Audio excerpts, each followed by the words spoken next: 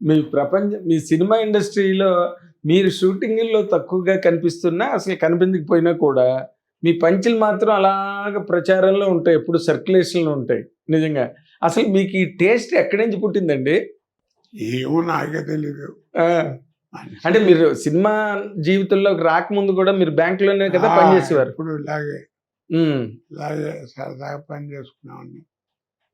ఆ ఆఫీసర్లు కూడా పాపం నా మీద జాలి పడేవారండి. హ్మ్. మంచి ఆర్టిస్టు బ్యాంకులో ఉండాల్సిన వాడు కాదని చెప్పి వాళ్ళకి కూడా తెలుసు.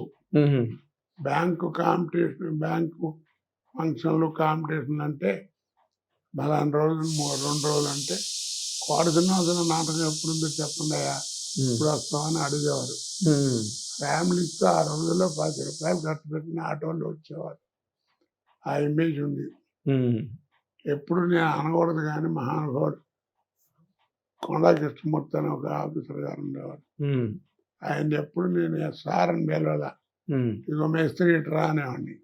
ఆఫీసర్ని ఆయన నవ్వుకుని ఎవడన్నా ఏమయ్యా ఆయన ఎట్ట ఊరుకుంటున్నావు అట్లాంటి మాటలు మాడుతుంటే అంటే, ఊరుకుండా ఆయన మంచి వర్కర్ వాడు, ఏమైనా ఏం మాట్లాడినా మంచి రైటింగ్, మంచి వర్కరు, మంచి ఆర్టిస్ట్ అయ్యా, నాకు బాగా ఇష్టం వాడంటే అని చెప్పేవాడు పాపం. చెప్తున్నా అలా. మీకు స్పెషల్ ఫాలోయింగ్ ఉండేదేమో అప్పుడు కూడా. అప్పుడు కూడా లంచ్ అవర్ అంటే క్యాంటీన్ వెళ్ళి కూర్చుంటే చుట్టూ 10-15 మంది ఉండేవారు. ఏవో ఆ జోకులు ఈ జోకులు చెప్పుకుంటూ ఆఫీసర్ లిమిటెడ్ చేయటం అలాగా చేస్తుంటే ఆఫీసర్ వచ్చి పిలిచేవాడు, రావయ్యా ఇంక వదిలిపెట్టు, టైం అయిపోతుంది రా అని పిలిచేవారు. ఆఫీస్ అవర్స్ అందరినీ కేకలు వేసేవారు కూడా, మీకు కూడా బుద్ధి ఉన్నాయా ఏంటి అంతసేపు ఆయన్ని, మీరు ఉద్యోగం చేయట్లేదు, ఆయన ఉద్యోగం చేయనివ్వట్లేదని. ఏదో ఇప్పుడు మనిషికి ఒకటేనండి, అందరికీ మనిషికి భగవంతుడు ఒక టైం ఇస్తాడు. అవునండి. ఆ టైం వచ్చిందంటే ఇక టైం ఉండదు నీకు టైం వస్తే టైం ఉండదు. అవును. తిండికి కూడా ఒక టైం ఉండదు. కాకపోతే ఏంటంటే ఆ పర్టికులర్ టైంలో మనం జాగ్రత్తగా ఉండాలి. ఎస్. ఆ టైంని పాడు చేసుకున్నాం అనుకోండి, ఇక టైంలో అడుగు తినాల్సింది. అవునండి. అది కాదు, జాగ్రత్త పడ్డాను, నాకు తెలియకుండానే భగవంతుడు అలా చేశాడు. ఏదో బిజీయో లేకపోతే ఏమైనా ఇక టాలెంట్ అను బిజీ అను ఏమైనా, దానివల్ల నాకు ఆ ఇబ్బంది ఎప్పుడు లేదు. అదే మీరు ఏదో మీరు చెప్పినట్టుగా కరోనా ముందు వరకు మీరు సినిమాలు చేస్తూనే ఉండేవారు. అవునండి. బట్ ఏ రోజున మీకు అసలు ఒక్క రోజు ఖాళీ లేకుండా వర్క్ చేశారు. రోజుకు 3 స్టేట్లు కూడా చేశాను. అవును, నాకు తెలుసండి. కానీ అసలు ఆ జీవితాన్ని ఎట్లా హ్యాండిల్ చేశారండి? ఓ పక్కన ఇప్పుడు ఎంత కాదన్నా ఒక ఫ్యామిలీ లైఫు. ఇప్పుడు నీ ఉద్యోగంలో నీకు గొడవ వచ్చిందని అట్లా బిజీగా నువ్వేం చేస్తావు?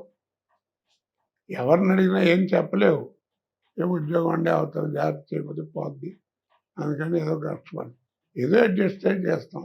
అదేలేండి. అలాగే చేసుకుంటూ వచ్చాను. నెలకి 2 నెలలకి పిల్లల్ని చూడటం చేయటం ఇవన్నీ అందరికీ మామూలే. అందరికీ అంటే మీ టైంలో మీరందరూ ఒకలాగే ఉన్నారండి. ఎలాగ మీరు కానీ, బ్రహ్మానందం గారు కానీ, బాబుమోహన్ గారు కానీ, అంటే మీ కాంబినేషన్స్ అప్పుడు ఆ 3 ఇన్విటబుల్స్ అనేవారు. 3 ఇన్విటబుల్స్. 3 ఇన్విటబుల్స్. పరచుడు వెంకటేశ్వర అన్నాడు, 3 ఇన్విటబుల్స్ రా, వాళ్ళు లేనిదే సినిమా లేదని. అంటే గొప్ప చెప్పడం కాదండి, ఓ సినిమా సక్సెస్ అయితే ఆ సక్సెస్కి మెయిన్ పిల్లర్లా ఉన్నాను కొన్నాళ్ళు. అవునండి. చాలా సినిమాలు అది అదృష్టం అనండి. ఆ టైం భగవంతుడికి దా చెప్పాను, ఆ టైంలో జాగ్రత్తగా ఉండకపోతే ఏముంది, అంతేలేండి. కానీ అది అంటే ఇప్పుడు యువతల ప్రొఫెషనల్ లైఫ్ చాలా ఫాస్ట్ స్పీడు, విపరీతమైన ఒత్తిడి, అందరూ పెద్ద డైరెక్టర్లు, అన్ని మెయిన్ లీడ్ క్యారెక్టర్స్ సినిమాలో. అసలు మీకు ఇంటి పక్క చూడడానికైనా అయ్యిదండి అప్పుడు? కొంచెం కష్టమేనండి. అంటే నాకే కాదు, నాకు మళ్ళీ బిజీ అయిన ప్రతి ఆర్టిస్ట్కి తప్పదు. అవును. ఏముంది, ఇందా మీరు చెప్పారు బ్రహ్మానందం గారు, బాబుమోహన్, అవును, అందరికీ తప్పదు. అవును. వాళ్ళు కూడా బ్రహ్మానందం గారు ఒకసారి చెప్పారు నాకు, ఎప్పుడో 3 నెలల తర్వాత ఎప్పుడో ఇంటికెళ్తే వాళ్ళు గౌతమో, సిద్ధార్థో తలుపు తీసి మమ్మీ అంకుల్ వచ్చాడు అన్నారంట. పిల్లల్లో గౌతమో, సిద్ధార్థో వాళ్ళిద్దరిలో అని బ్రహ్మానందం గారు నాకు ఒకసారి చెప్పారు. అంటే మీరందరూ ఒకలాగే ఉన్నారు. ఉదయం తిరుపతి, మధ్యాహ్నం వైజాగ్, మళ్ళీ రాత్రికి హైదరాబాదు, మళ్ళీ మన్నాడు విజయవాడ ఇలా వర్క్ చేశారు మీరందరూ. తప్పేది ఏముందండి టైము. అవును. ఆ టైంలో జాగ్రత్తగా ఉన్నాం కాబట్టి ఉన్నాం. మీరు నార్మల్‌గా అంటే సార్ ఒక టెక్నికల్ క్వెషన్ సార్. ఇప్పుడు కెరీర్ బిగినింగ్ అయ్యి రైజ్ అవుతున్న టైం ఒకటుంటుంది సార్. అది ఏ ఆర్టిస్ట్ అయినా బాగా ఎంజాయ్ చేస్తాడు. ఎందుకంటే రికగ్నిషన్‌లోకి వస్తున్నాం, ఫోకస్‌లోకి వస్తున్నాం, 10 మంది మనల్ని అడుగుతున్నారు. అదొక స్టేజ్ సార్. రెండో స్టేజ్ కంప్లీట్‌గా సూపర్ స్టార్డమ్‌లోకి వెళ్ళిపోయి ఇంకా ఏ సినిమా చేసినా హిట్టు, ప్రతి డైరెక్టరు నువ్వే కావాలని అనే ఒక సిట్యుయేషను. దానికి ముందు అసలు ప్రయత్నాలు చేసి సినిమాల్లోకి వద్దామని అదొక మెయిన్ ఫేజ్ ఒక ఆర్టిస్ట్‌కి. ఏ ఆర్టిస్ట్‌కి అయినా సరే. ఇందులో మీరు బాగా ఎంజాయ్ చేసిన స్టేజ్ ఏదండి? అంటే రైజ్ అవుతున్న నాకు స్టేజ్. అప్పుడప్పుడు అనిపిస్తుందండి, ఆ! సరదాగా నేర్చుకున్నటువంటి విద్య ఉందే, ఆ! మిమిక్రీ చేయటం, అన్ఇమిటేట్ చేయటం, ఇన్ఇమిటేట్ చేయటం, జోకులు చేయటం, జోకులు పెట్టుకోవడం. ఫర్ ఎగ్జాంపుల్ తెలంగాణ రామాయణం లాంటివి నేర్చుకోవడం. తెలంగాణ మాండలికంలో తెలంగాణ రామాయణం తప్పదం, తెలంగాణ మాండలికంలో రామాయణం చెప్పడం, ఇవన్నీ సరదాగా ఆ రోజుల్లో నేర్చుకున్నా. హ్మ్. అవి ఇవాళ నాకు లక్షలు సంపాదించిపెట్టినాయి. అవును. అప్పుడప్పుడు ఆనందం వేస్తుంది అవి చేసేటప్పుడు. అప్పుడు ఇలా అనుకున్నాను కదా, ఆల్ ఇండియా రేడియో దగ్గర బలానా వాడితే ఇలా జోక్ చేశాను, అది అలా జ్ఞాపకం వస్తాయి. హ్మ్. బాగా అండి, బాగా జోవియల్‌గా లైఫ్ గడిపింది. తర్వాత నేను ఎప్పుడు సినిమాకి ట్రై చేయలేదు, మీరు నమ్మరు. హ్మ్. ఎప్పుడన్నా జంజాల గారు బాగా పరిచయం కాబట్టి నా బెజవాడ నుంచి ఏమన్నా హైదరాబాద్లో ఆయన సినిమాలు తీస్తే, కోటగారు సరదాగా రావయ్యా, ఓ 2 సీన్లు వేస్తాం సరదాగా చేసుకో అని పిలిస్తే వేయటం తప్ప, అలా అమరజీవి అని ఒక సినిమా చేశా. అమరజీవి. బాబాయ్ అబ్బాయి అని ఒక సినిమా చేశా. హ్మ్. అలా ఇంకోటి ఏమైనా చేశా, ఏదో మొత్తానికి. అలాగే కుక్క మెయిన్ సినిమా అండి అసలు. కుక్క అనే ఒక సినిమా ఉంది. అవును. అప్పుడు ఇందిరాగాంధీ గారి 20 పాయింట్ ఫారంలో మంచి ఫామ్లో ఉంది. 10 నిమిషాలు హ్మ్. వయోజన విద్య అని హ్మ్. కార్యక్రమంలో ఉండేది. మీరు చెప్పారే, ఆ ప్రోగ్రాం అప్పుడు 100 కిలోమీటర్లు ఎంతో వచ్చేది మన తెలుగు టీవీ.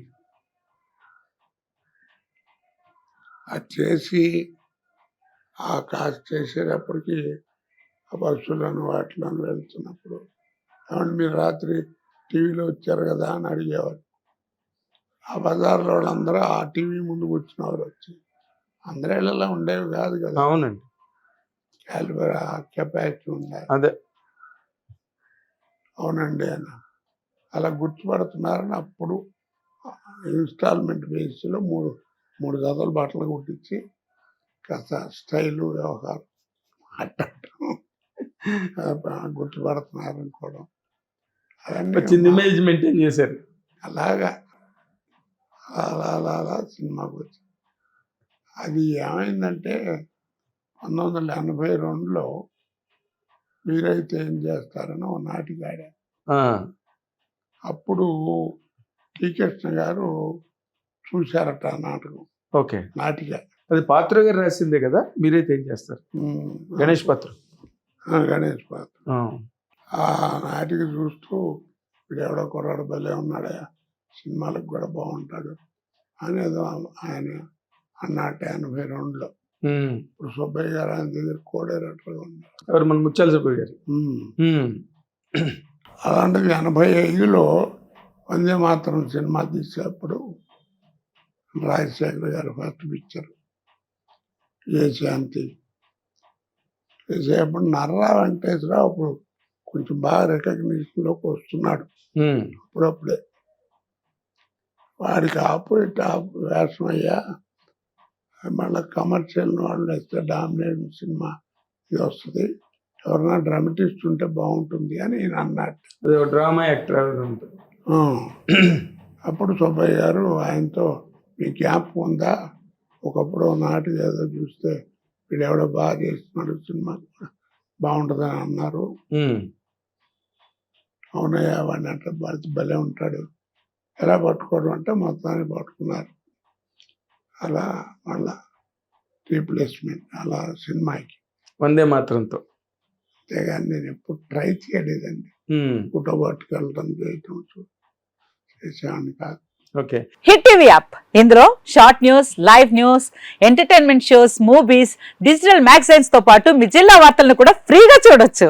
ఇంకెందుకు ఆలస్యం, వెంటనే హిట్ టీవీ యాప్ ని డౌన్లోడ్ చేసుకుని ఫ్రీగా ఎంటర్టైన్మెంట్ పొందండి. Hit TV app. Hit TV app. Please download Hit TV app. Hit TV యాప్ని ఫ్రీగా డౌన్లోడ్ చేసుకొని ఎంజాయ్ చేయండి. మీకు నచ్చిన ఎంటర్టైన్మెంట్ కోసం హిట్ టీవీ యాప్ ని ఫ్రీగా డౌన్లోడ్ చేసుకొని ఎంజాయ్ చేయండి. హిట్ టీవీ యాప్ని డౌన్లోడ్ చేసుకుని ఆస్వాదించండి, ఆశీర్వదించండి. ఇంతమంది సెలబ్రిటీలు హిట్ టీవీ యాప్ ని డౌన్లోడ్ చేసుకోండి అని చెప్తున్నారంటే ఎంత మంచి యాప్ ఆలోచించండి. అమెరికా అమెరికా అమెరికా అమెరికాలో చదవాలనుకునే వాళ్ళకి విశ్వసనీయమైన పేరు మన శౌర్య కన్సల్టెన్సీ. UK లో 1 year masters, UK లో 1 year masters, 2 years work permit up to 5 years visa. Contact Saurya Consultancy. Contact 89851 89851.